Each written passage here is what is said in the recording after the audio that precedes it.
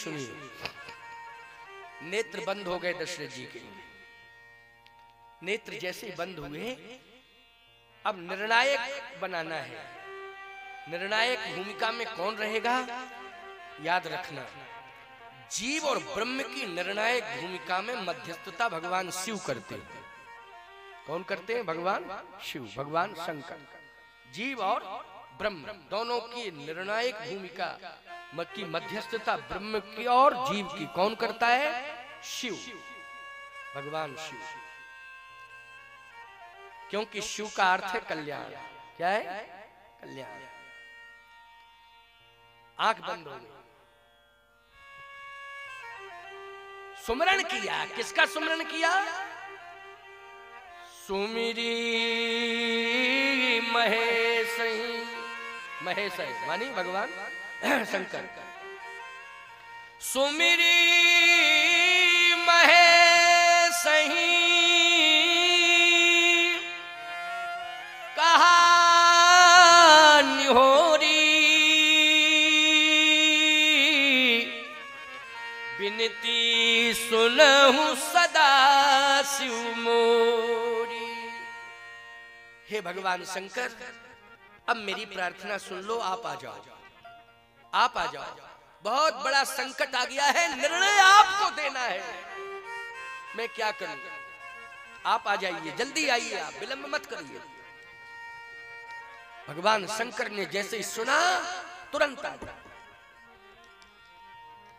सुमिर महेश कहा निहोरी, को भवन में ही सुमरण किया कि सरजू के किनारे किया? जल्दी बोलो। को भवन में।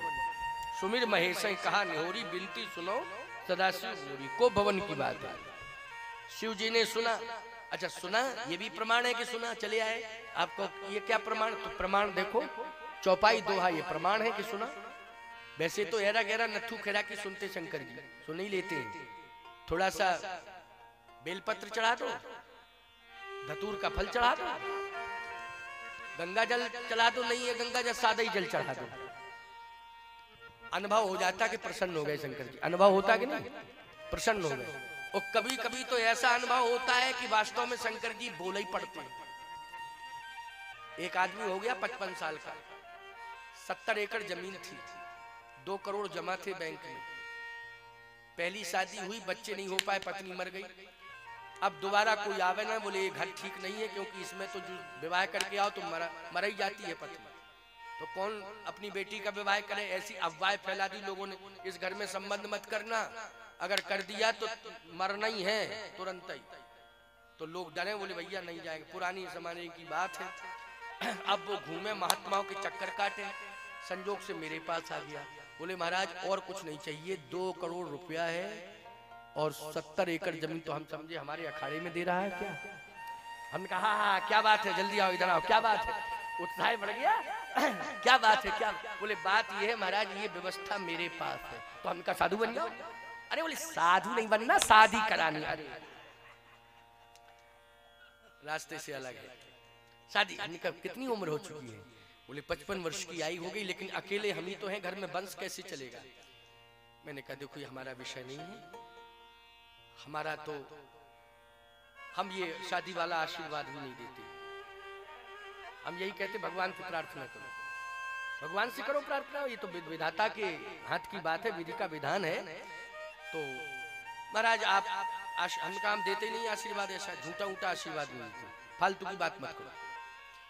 हमने कहा ज्यादा ही पीछे पड़े हो तो शंकर जी को प्रसन्न कर लो,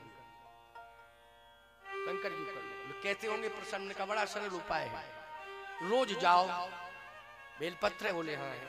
धतूर फल? बोले मिल जाए। हमने कहा गंगा जल नहीं है? हमने कहा मंगा लो, नहीं है तो सादा ही जल चढ़ा दिया करो, और बस यही मांगा करो उनसे जो तुम्हारे मन में हो, वही मांग लिया करो रोज। फिर कितने दिन में रिजल्ट आउट होगा? हमने कहा वो हो जाएगा, हम क्या बता रहे रिजल्ट आउट। कह रहे शंकर जी प्रसन्न हो जाएंगे, बस वरदान दे देंगे, हमारा काम बन जाएगा।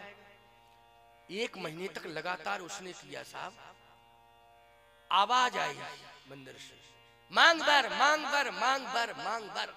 आवाज आई, गूंज गया मंदिर से वाला, मांग बर मांग बर मांग बर। अब भागा मंदिर से बाहर, मंदिर से बाहर मांगा, भागा। बोले लो ये तो उल्टा हो गया काम, उल्टा हो गया। फिर अंदर से आवाज आई, अंदर आ अंदर आ अंदर आ। अंदर आ गया, बोले मांग बर मांग बर मांग बर।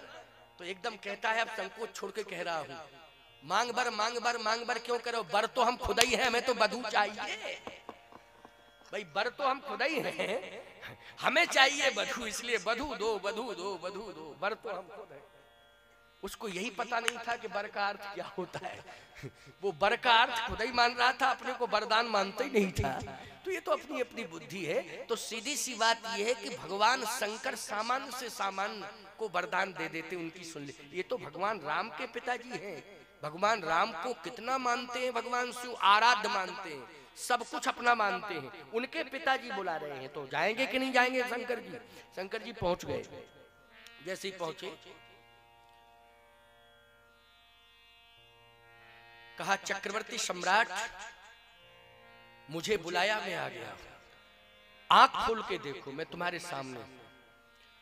नेत्र बंद थे, जैसे नेत्र खुले तो शिव जी का दर्शन किया, और जैसे दर्शन किया तो ये संबोधन बता रहा है कि शंकर जी सामने। संबोधन क्या, आशुतोष तुम।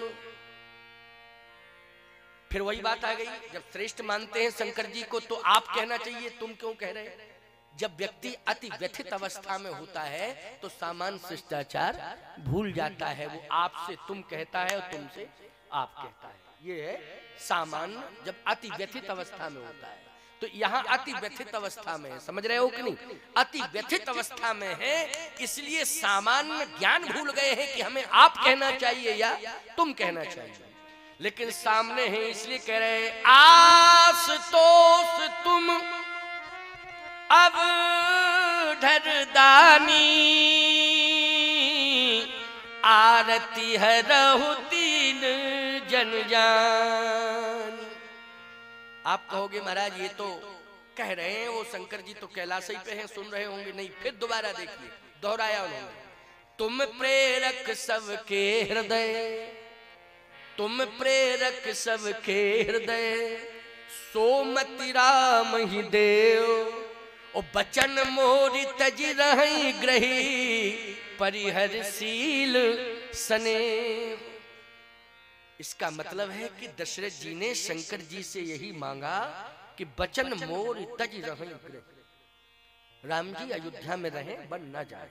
क्यों भाई, स्पष्टीकरण हो गया नहीं।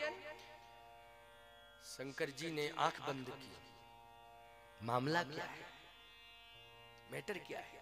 जैसे ही आंख बंद हुई तो तुरंत भगवान राम हृदय में बैठे थे शंकर जी, तुरंत बोल पड़े, बाबा गड़बड़ हो जाएगा, पिताजी की बातों में मत आना, मुझे तो बन जाना है, बन जाना है, बन जाना है। और पिता स्त्री को विवश करो, इस तरह से समझाओ, प्रेरित करो कि वो मुझे शीघ्रात शीघ्र बन भेज दें, विलंब न करें। आप स्वयं अब आ गए, और अच्छी बात है, आप पहल करो। शंकर जी बोले, ऐसा जानते तो कैलाश ही से नहीं आते कि हम धर्म संकट में फंस जाएंगे। हम तो बुलाया तुरंत चले आए, विचार ही नहीं किया, चले आए। लेकिन सुनो प्रभु, आपकी इच्छा क्या है। भगवान बोले, मेरी इच्छा ये है, पता नहीं आपको, हरि व्यापक सर्वत्र समाना, प्रेम ते प्रकट होय में जाना, आप ही ने तो कहा था। हाँ, और जय जय सुरनायक जन सुखदायक प्रणत पाल भगवंता, सामूहिक रूप से प्रार्थना की थी तो आप ही के नेतृत्व में प्रार्थना हुई थी। हाँ हुई थी। और मैंने जो वचन दिया था, जन दर्पण सिद्ध सुरेशा, तुम्हें लाग धरी हो नरवेशा। हाँ शंकर जी बोले, तो भूल गए क्या, मैं सिंहासन पर बैठने आया हूँ, बैकुंठाधिपति बैकुंठ छोड़ के आया हूँ, सिंहासन पर बैठने के लिए आया नहीं। नहीं, किसके लिए आया, सकल मुनन के आश्रम जाए जाए सुख जी।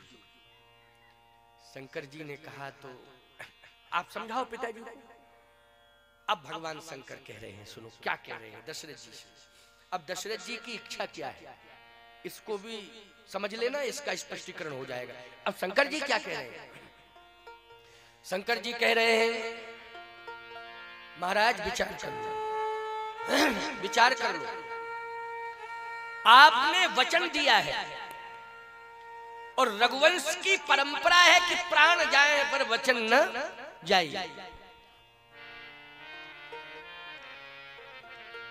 शिव ददी हरिश्चंद्र नरेशा ओ सहे धर्म हित कोटि कलेसा। महाराज शिवी, दधीचि, हरिश्चंद्र, आप विद्वान हैं, आपने इतिहास नहीं पढ़ा क्या? इन्होंने धर्म की रक्षा की है, संपत्ति और संतान पर विचार नहीं किया। अगर संपत्ति और संतान पर विचार किया होता तो हरिश्चंद्र जी काशी के बाजार में बोलो अपनी संतान को बेचते क्या? संपत्ति का भी त्याग किया और काशी के बाजार में पत्नी और पुत्र दोनों को बेच दिया और स्वयं डोम के यहां बिक गए। इतिहास गवाही है, पढ़ते नहीं है आप तो विद्वान हैं। इन्होंने सत्य की रक्षा की, धर्म की रक्षा की है। इसलिए राम धर्म की रक्षा करने के लिए बन जा रहे हैं, सत्य की स्थापना करने के लिए राम बन जा रहे हैं। राम संपत्ति और शरीर की रक्षा के लिए नहीं आए हैं, राम सत्य और धर्म की रक्षा के लिए आए हैं। इस पर विचार करो। और सत्य और धर्म की रक्षा कहां होगी, इस पर विचार करो। अयोध्या में रह के, घर में रह के, सिंहासन पर बैठ के यदि आप डिसीजन नहीं लेंगे तो आपका लोक परलोक दोनों बिगड़ जाएगा। दशरथ जी बोल पड़े, अजस होए जग सुजस नसाऊ और नरक परो बर सुरपुर जाऊ। सब दुख दुसह सहावो होई लोचन ओट राम जन होई। न मुझे लोक की चिंता, न मुझे परलोक की चिंता। मेरा लोक बिगड़ जाए, परलोक बिगड़ जाए, अपयश का पात्र बन जाऊं, लोक में मेरा अपयश हो जाए, मुझे इसकी चिंता नहीं है। मुझे राम की चिंता है। लोचन ओट राम जन होई, राम मेरा आंखों से ओझल ना हो। अब शंकर जी की आंख फिर बंद हो गई। भगवान राम ने कहा क्या हुआ बाबा? बोले फाल्ट हो गया, कोई असर नहीं। लोक परलोक सब दांव पे लग गए। अब आप ही राम कीन चाहे सोई होई करे अन्यथा अस नहीं कोई। अब तो आप ही संभालो। और प्रेरक रघुवंश विभूषण कहे आपकी बात, हमारी बात तो नहीं मानी। अगर मानी होते तो क्यों नहीं मान रहे हैं पिताजी आपकी बात? शंकर जी बोले एक तो यही है कि सती ने रिकॉर्ड खराब कर दिया। सती ने ही रिकॉर्ड खराब कर दिया। सती को समझाया था सब कुछ, मानी नहीं, और मानी नहीं तो परिणाम क्या हुआ? तो अब रिकॉर्ड ही खराब हो गया कि जब पत्नी नहीं मान रही है तो पड़ोसी कहां से मानेंगे और लोग कहां से मानेंगे? महाराज उस समय भी मैंने यही कहा था, हुई है वही जो राम रच राखा, को कहे तरक बढ़ावे शाखा। जब पत्नी को समझाया नहीं समझी सती, तब भी मैंने यही कहा था, हुई है वही जो राम रच राखा। यही शब्द थे मेरे। और आज भी मैं आपके पिताजी को समझा रहा हूं, लेकिन अब यही समझ रहा हूं, हुई है वही जो राम रच राखा, को कहे तरक बढ़ावे शाखा। अब आपने जो लिखा होगा वही होगा। क्या लिखा है? जो लिखा है वही होगा। और प्रेरक, प्रेरणा आप दो, स्वयं पिताश्री को प्रेरणा आप ही दो। तो शंकर जी से कहा भगवान राम ने एक काम किया जाए। क्या? आप इतना तो कर ही सकते कि बाहर खड़े हैं आप, तो इतना कह दो कि पुनर्विचार करो। पुनर्विचार याचिका होती है ना, एक पुनर्विचार, पुनर्विचार। तो इतना तो आप कह ही सकते हो कि पुनर्विचार किया जाए। अब पुनर्विचार में ही मैं अपना प्रभाव छोड़ दूंगा, काम पूरा बन जाएगा, काम बढ़िया बन जाएगा। पुनर्विचार, शंकर जी ने कहा इतना तो मैं कर दूंगा, पुनर्विचार के लिए। और जैसे ही भगवान शंकर ने नेत्र खोले, दशरथ जी ने कहा क्या सोचा आपने? भगवान शंकर ने कहा मैंने यही सोचा कि पुनर्विचार करो, अब विचार करो, पुनः विचार करो, पुनः विचार करो। अब पुनः विचार करो, आंख बंद हो गई। पुनः विचार का मतलब है, पुनर्विचार का मतलब है आंख बंद हो गई। दशरथ जी की आंख बंद हुई। और जैसे ही महाराज दशरथ की आंख बंद हुई तो भगवान राम ने फिर रील चला दी अंदर। अभी तो केवल शंकर जी ने कहा था शिव ददीच बलि जो कछु भाखा, तन पर हरऊ बचनपन राखा। लेकिन अब पुनर्विचार में भगवान राम ने हरिश्चंद्र जी को दिखाई दिया स्पष्ट रूप से। हरिश्चंद्र जी आ गए सामने दशरथ जी के। पुनर्विचार में नेत्र बंद हुए दशरथ जी के, और जैसे नेत्र बंद हुए तो हरिश्चंद्र जी आ गए। अभी तो इतिहास सुना रहे थे शंकर जी, लेकिन अब तो हरिश्चंद्र जी आ गए, दधीच जी आ गए, महाराज शिवी आ गए। और इन्होंने जो किया है वो सब दृश्य दिखाई दे रहा है। हरिश्चंद्र जी क्या कर रहे हैं? बोले डोम के यहाँ ड्यूटी दे रहे हैं, वो भी स्मशान पर, डोम की आज्ञा से स्मशान पर। एक राजा जो है, दशरथ जी ने केवल पढ़ा था, ये दृश्य देखा नहीं था। समझ गए हो? ये देखा नहीं था, लेकिन आज भगवान ने दिखा दिया। जैसे स्वप्न में व्यक्ति देखता है कि नहीं देखता है, तो स्वप्न में देखता है तो वही सब दिखाई देता है जैसा स्वप्न होता है। वैसे ही महाराज को नेत्र बंद नहीं दिखाई दे रहा। हरिश्चंद्र जी कहाँ है? प्रेरणा हो रही है कि देखो हरिश्चंद्र को डोम की आज्ञा से स्मशान पर ड्यूटी दे रहे हैं। पत्नी कहाँ है? बोले पत्नी तो एक ब्राह्मण के घर में, पुत्र भी वही, ब्राह्मण परिवार की सेवा में लगी है पत्नी, पुत्रो पत्नी। और राजा की तो वो दशा है कि डोम की आज्ञा का पालन कर रहा है। और डोम ने भी कहा है कि तुम स्मशान पर ड्यूटी दोगे, कर वसूलने का काम तुम्हारा होगा। जितने मुर्दे फूके जाएंगे उनका कर तुम्हें लेना होगा। गजब हो गया प्यारे। स्मशान पर 24 घंटे ड्यूटी है। महाराज दशरथ देख रहे हैं कि राजा की ये दशा, आंखों में आंसू आ गए। भगवान ने कहा कि अब प्रेशर और बनाओ, थोड़ा प्रेशर और बनेगा तभी हृदय परिवर्तन होगा। हृदय परिवर्तन साधारण नहीं होता है, बहुत सामान्य में हृदय परिवर्तन नहीं होता है। हृदय परिवर्तन करने के लिए भगवान की प्रेरणा दबाव बनाती है, याद रखना। भगवान ने फिर दबाव बनाया और प्रेरणा हुई। क्या देखा? क्या दूसरा दृश्य प्रस्तुत कर दिया कि तारा रो रही है। पत्नी तारा रो रही, हरिश्चंद्र की पत्नी रो रही है। तो दशरथ जी ने कहा ये अभी तो मैं देख रहा था कि महाराज हरिश्चंद्र जो है स्मशान पर ड्यूटी, लेकिन अब तो महारानी रो रही है, तो क्यों रो रही है? तो फिर दूसरा दृश्य सामने आ गया कि एक सर्प ने पुत्र को डस लिया, रोहित को। उसकी लाश पड़ी हुई है। किसी ने समाचार सुनाया, वो दौड़ी दौड़ी गई और अपने पुत्र की लाश पर गिर पड़ी। महाराज दशरथ देख रहे हैं कि महारानी पुत्र की लाश पर गिर गई, लेकिन दशा क्या है कि विश्वामित्र जी का इतना बड़ा भय है कि कोई रोहित की लाश के पास नहीं जा रहा है। अगर ऐसी घटना घट जाती है तो बोलो शत्रु भी आ जाता है दरवाजे पर कि नहीं आ जाता है? दुश्मन भी आ जाता है कि चलो आज के दिन दुश्मनी नहीं रहेगी, आज तो हमें पहुंचना है उसके दरवाजे पर। लेकिन विश्वामित्र का इतना भय है कि काशी जैसी नगरी, संस्कारों की राजधानी कहा जाता है, वो संस्कार धानी भी आज विवश है विश्वामित्र जी के भय के कारण कि कोई नहीं गया रोहित के पास। बस दशरथ जी देख रहे हैं कि महारानी तारा ने उठाया, रोहित को हृदय से लगाया और अपना आंचल फाड़ के लपेट लिया। कफन नहीं है, बिना कफन की लाश। देखो कफन, एक गरीब से गरीब को भी कफन नसीब होता है कि नहीं होता है, लेकिन आज एक राजा के बेटे को कफन नसीब नहीं है।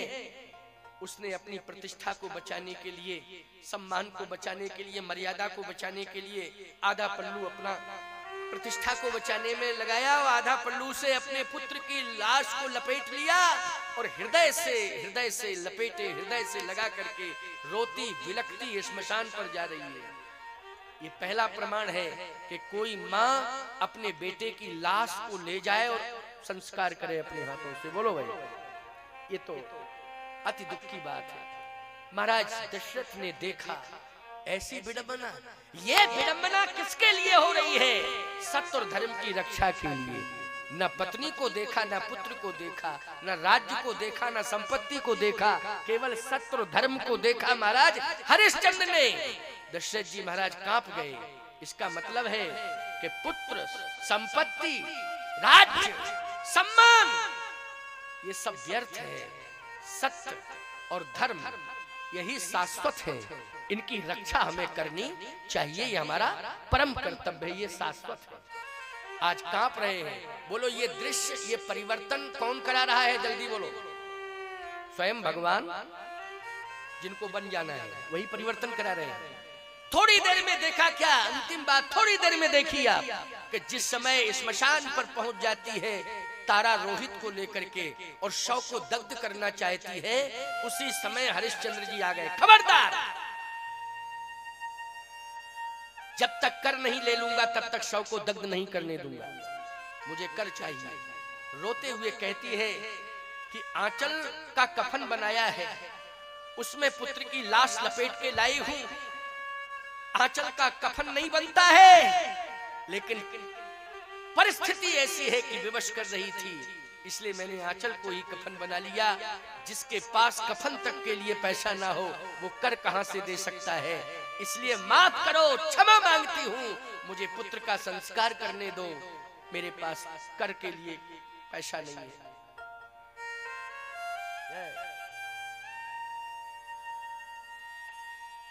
मेरे पास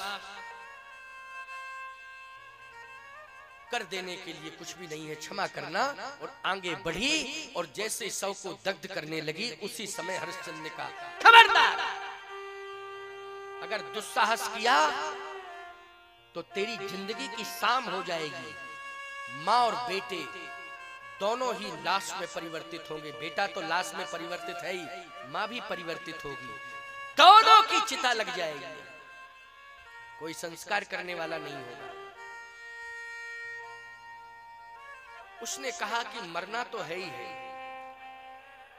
लेकिन आज मैं समझ गई हूं कि संसार में विपत्ति आने पर संबंधों भी अपरिचित हो जाते हैं। संसार में विपत्ति आने पर तारा कह रही है, महारानी कह रही है कि विपत्ति काल में संबंध भी दूर हो जाते हैं, पहचान समाप्त हो जाती है, संबंधों की पहचान समाप्त हो जाती है। आप पहचान नहीं रहे हैं, मैं आपकी पत्नी हूं, पहचान नहीं रहे, ये पुत्र है आपका। क्या विपत्ति में पहचान भी खो बैठे? इतना भी नहीं पहचान रहे कि ये पुत्र की लाश है, मैं आपकी पत्नी हूं। हरिश्चंद्र ने कहा, मैं जान रहा हूं कि तू पत्नी है मेरी, ये मेरा पुत्र है, इतना ही समझ लो कि ये पुत्र है, पुत्र की लाश है, निर्वाह कर लो। का नहीं, तू पत्नी है, ये पुत्र है, लेकिन इस समय मेरे पास मेरा धर्म है। मेरे पास क्या है? राज्य चला गया, पत्नी चली गई, पुत्र भी चला गया, लेकिन विपत्ति काल में हरिश्चंद्र के पास अगर है तो वो धर्म है। और आज तारा मेरे हाथ में धर्म है, मेरे साथ धर्म है, इसलिए मैं पत्नी का त्याग कर सकता हूं, मैं पुत्र का त्याग कर सकता हूं, लेकिन जब तक जिंदा हूं तब तक धर्म का त्याग नहीं कर सकता हूं। इसलिए मैं धर्म का पालन करूंगा। मेरा धर्म है कि मैं कर लूंगा, इसलिए तुझे कर देना पड़ेगा। बस आगे बढ़ी और जैसे ही शव को दग्ध करने लगी, हरिश्चंद्र ने प्राण घातक हमला किया तारा के ऊपर। और जैसे ही प्राण घातक हमला करने लगे उसी समय भगवान प्रकट हो गए। बस कर हरिश्चंद्र, तेरे सत्य और धर्म की आज परीक्षा हो गई। विश्वामित्र जी भी हाथ जोड़े खड़े हैं और भगवान भी दर्शन दे रहे हैं। सत्य और धर्म की रक्षा करने पर बोलो भगवान को प्रकट होना पड़ा कि नहीं होना पड़ा? जल्दी बोलो, किसको प्रकट होना पड़ा? भगवान। इसलिए मैं कहता हूं कि जीवन में धर्म न जाने पावे, जीवन में सत्य न जाने पावे, सब कुछ चला जाए, लेकिन धर्म और सत्य रहे। शिव ददीश हरिश्चंद्र नरेशा, सहे धर्म हित कोटि कलेशा। रंत देव बलि भूप सुजाना, धर्म धरऊ सही संकट नाना। रघुकुल रीति सदा चली आई, प्राण जाहि वरु वचन जाई। नेत्र खुल गए दशरथ जी के। क्योंकि सत्य और धर्म की महिमा को देख लिया, नेत्र खुल गए। भगवान शंकर ने कहा क्या निर्णय लिया, क्या निर्णय लिया? असमन गुनय, आगे की चौपाई, असमन गुनय राव नहीं बोला, पीपर पात सरिस मन डोला। पीपर पात सरिस मन डोला का अर्थ यहाँ यही होगा कि पहले मन था राम बन जाए, लेकिन अब सत्य और धर्म का दिग्दर्शन किया तो मन जो था कि राम बन जाए, अब वो मन नहीं रहा। अब मन क्या हो गया? लेकिन मुखर होके नहीं कह सकते कि राम बन जाए, लेकिन अब मन हो गया कि नहीं, राम को बन ही जाना चाहिए। तो बोले स्वीकृति कैसे मानी जाएगी? शास्त्र कहता है मौनम स्वीकृति लक्षणम, मौन भी स्वीकार का लक्षण माना जाता है। मौन किसका लक्षण माना जाता है? स्वीकार का। आप कहोगे तो मृत्यु क्यों हुई? मृत्यु क्यों हुई? अब मृत्यु का कारण, अंतिम बात है, मृत्यु का कारण क्या है? मौन स्वीकृति। कैकेयी की मुखर स्वीकृति है, लेकिन दशरथ जी की मौन स्वीकृति है, और कौशल्या जी की मुखर स्वीकृति है कि जो पितु मात कहे बन जाना, तो कान सत अवध समाना। बोलो स्पष्टीकरण है कि नहीं? इसमें संदेह की क्या आवश्यकता है कि जो पितु मात नहीं कहती, माँ तो मैं हूं, वो कहां से माँ हो गई? वो माँ नहीं है, माँ मैं हूं। पहले तो कह रही थी कि जो केवल पितु आयुष्ताता, तो जन जाओ जान बड़ी माता। लेकिन जब राम जी ने कह दिया, माँ ने भी आज्ञा दे दी, तो अपने में और कैकेयी में अंतर नहीं माना, इसलिए बोल पड़ी जो पितु मात कहे बन जाना, तो कानन सत अवध समाना। जाओ बेटा, बन भी 100 अयोध्या के समान होगा, क्योंकि माँ बाप की आज्ञा है। बोलो स्वीकृति हुई कि नहीं हुई कौशल्या की? दशरथ जी की मौन स्वीकृति है राम वनगमन में, कैकेयी की मुखर स्वीकृति है, कौशल्या की भी मुखर स्वीकृति है राम वनगमन में। लेकिन मृत्यु का कारण क्या है? अंतिम बयान कैकेयी के विरोध में नहीं दिया है। अंतिम बयान कहा, कौशल्या किसी को दोष मत लगाना, किसी को दोष देने की जरूरत नहीं है। फिर महाराज आप तड़प तड़प करके क्यों प्राण त्याग रहे हैं? दोष किसी का नहीं। कहा नहीं, मेरा ही दोष है। दोष किसी का नहीं है, दोष मेरा है। का आपका क्या दोष है? कहे तापस अंध श्राप सुधी आई, और कौशल्य ही सब कथा सुनाई। बोलो अपने आप को दोषी माना? अंधी अंधा की श्राप, श्रवण के माँ बाप की श्राप मुझे लगी हुई है। आज वो मुझे मरने के लिए विवश कर रही है श्राप, इसलिए आज मुझे कोई दिखाई नहीं दे रहा है, केवल श्रवण की लाश और अंधी अंधा रोते हुए दिखाई दे रहे हैं, और मुझे कौशल्या कोई दिखाई नहीं दे रहा है। इसलिए अब मैं बचूंगा नहीं, श्रवण के माँ बाप के श्राप के कारण अब मैं जा रहा हूं, जा रहा हूं। तो वो लोग कैकेयी को दोषी ठहरा के गए हैं कि श्राप को? श्राप मेरी गलती है, मैंने जो गलती की उस गलती का परिणाम मेरे सामने आ गया कि आज मुझे मरना पड़ रहा है। तो सीधी सी बात यही है प्यारे कि जीवन में हम भगवान के हो जाएं और भगवान के विधान को हम स्वीकार करें, फिर भगवान जैसा चाहे वैसा करें, लेकिन उसके विधान को हम चैलेंज ना दें, स्वीकार करें। अगर हमने उसके विधान को स्वीकार कर लिया तो एक दिन वो आएगा कि हम मार्कंडे जैसा वरदान भी प्राप्त कर लेंगे। बोलो कर लेंगे कि नहीं? और वो विधान ईश्वर की कृपा से परिवर्तित हो जाएगा, तुम्हारे प्रयास से नहीं। किसकी कृपा से? ईश्वर की कृपा से। इसलिए इस प्रसंग से आपको आज यही